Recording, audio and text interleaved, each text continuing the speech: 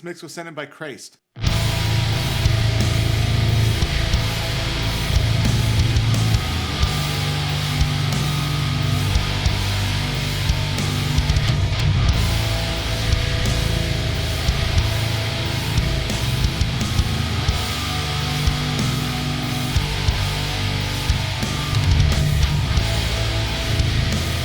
All right, man, honestly, it doesn't sound too bad. The biggest problem here is you definitely have an overwhelming buildup of sub frequencies going on, like especially in both the kick and the bass. Like every time the bass hits and every time the kick hits, you're just getting like a huge amount of subs, and it's making everything feel a little boomy. Like if you reduced the sub frequencies a little bit, this would probably sound pretty solid overall, because everything above probably like 50, 60 hertz sounds pretty solid, but below that, you're definitely getting a lot of boominess, and you definitely need to tame that a little bit.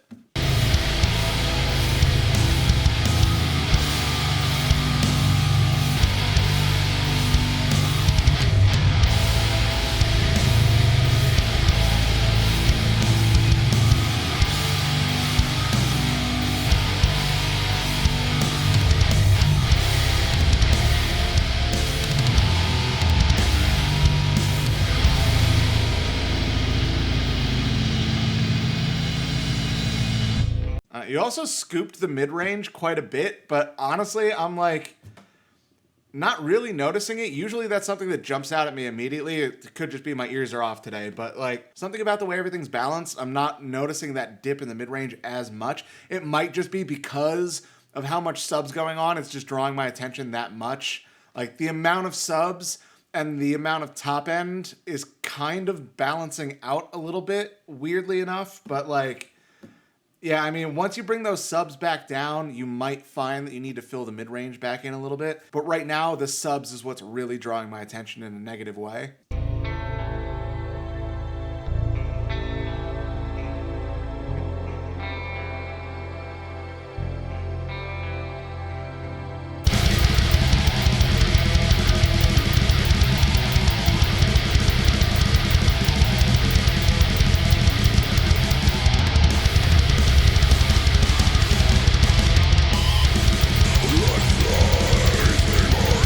Especially the double kicks in this section, just the subs are killing me, man. There's way too much going on there. You definitely got to cut a little bit of that out. Might even need to tighten it up with a little bit of compression.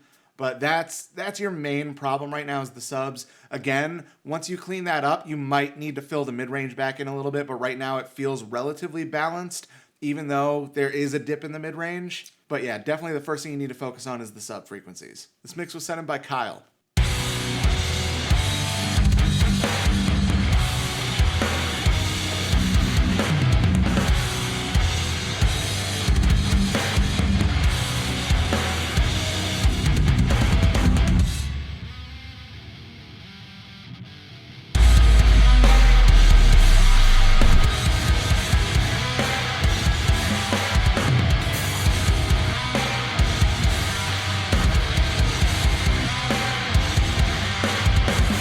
All right, this one doesn't sound too bad, but you're definitely missing some low mids. That might be as simple as just bringing the bass farther up in volume, because I can't really hear the bass that well right now. But there's definitely a little bit missing from the low mids. Other than that, it feels pretty well balanced overall. There's a couple spots where the subs are a little excessive, but I mean, obviously, particularly the bass drop, but like that's kind of intentional with the bass drop. But yeah, it feels like your subs might be a little over the top in a couple spots. But the biggest thing that's drawing my attention right now is the hole in the low mids.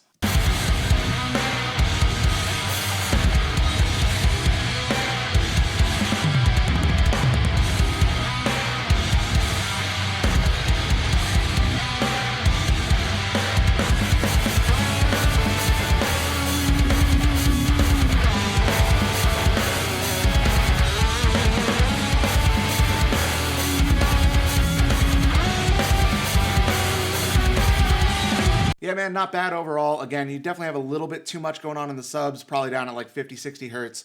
And then you do have a little bit of a hole in the low mids. That might be fixed by just bringing up the volume of the bass overall. But other than that, you might have just cut a lot out of that in the bass if you did add that back in.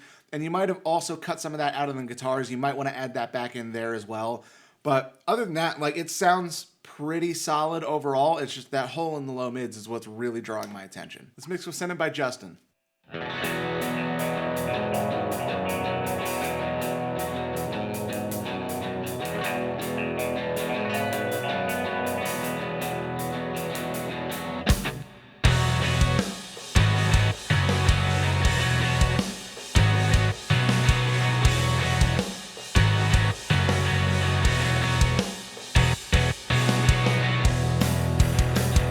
It's making me anxious, spinning all my records on and on, but they know. All right, man. So you have some pretty decent source tones. Like, the actual recording itself sounds okay. Biggest problem is balance issues. The drums are too far in the background. The drums could probably come up a little bit.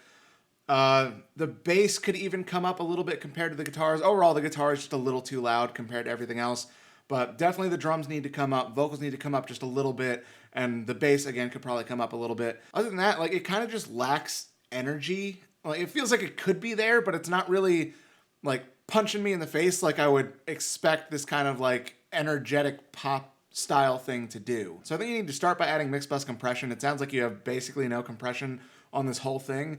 And granted, I've personally been using a lot less compression recently, but definitely I'm using compression on my overall mix bus. I'm using compression on my drum bus. And sometimes I also even have compression on, like, an instrument bus. It's just affecting all the instruments separate from the vocals. The sound, I try my best to do it your way. I never have known how to save face. I guess I said I made a mistake. I chose to walk with danger in my way. I guess I said I made a mistake.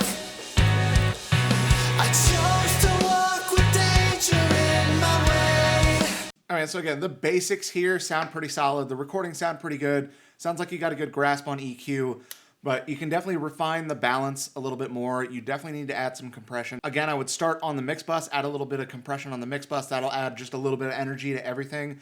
And then there's also a couple arrangement things. Like, when we get to the chorus here, it feels like it needs to be bigger, and it's not. I would have, like, added an extra guitar part or something just to give everything a little bit of lift. Maybe like some kind of a pad, like something extra to build this up.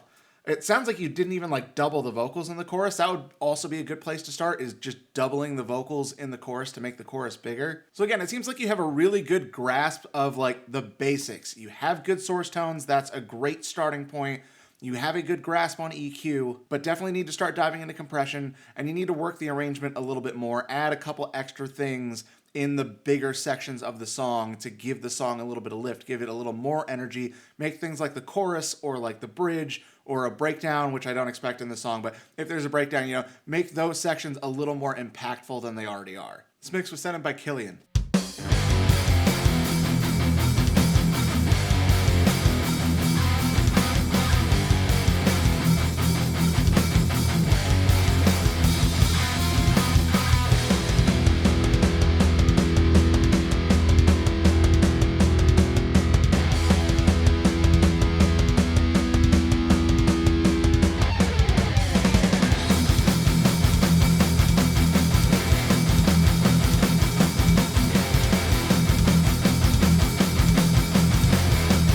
All right, man. So overall, this just kind of sounds like a basement recording. The biggest giveaway there is the drum sound. Like, the performance on the drums is pretty good, but the drum sound, like, this clearly was not super well recorded. You clearly recorded in a not very well treated room. Like, the basic drum sound is not the best. The guitar tone's pretty good, but it can definitely use a little bit more presence. I feel like it's not quite cutting through enough. The bass could be better. It sounds a little bit muddy. That could be the source tone. That could be if you didn't change the strings before recording bass. But bass tone definitely also needs some work. But, like, yeah, the biggest giveaway is the drum sound. Like, you need a cleaner, crispier drum sound at the source to make everything sound a little bit better. Like, the drum sound is so unbelievably important to any song. It's the backbone of everything. If you get a really great drum sound, everything else will just kind of naturally start to sound awesome. But if the drums don't sound good, if they were recorded in a shitty room, if they weren't tuned super well, it's a dead giveaway to the overall quality of the recording. Like, again, it sounds like it was recorded in a basement, and the drum sound is the biggest problem there. Once you get a better drum sound and a better bass sound, then we can start getting into mixing things. But that's the biggest problem here, is the drums need to sound better and the bass needs to sound better. Then we can start worrying about, you know, different mixing things. And honestly, with what you have here, the mix isn't too bad, but definitely the source sound of the drums is just hindering the whole song.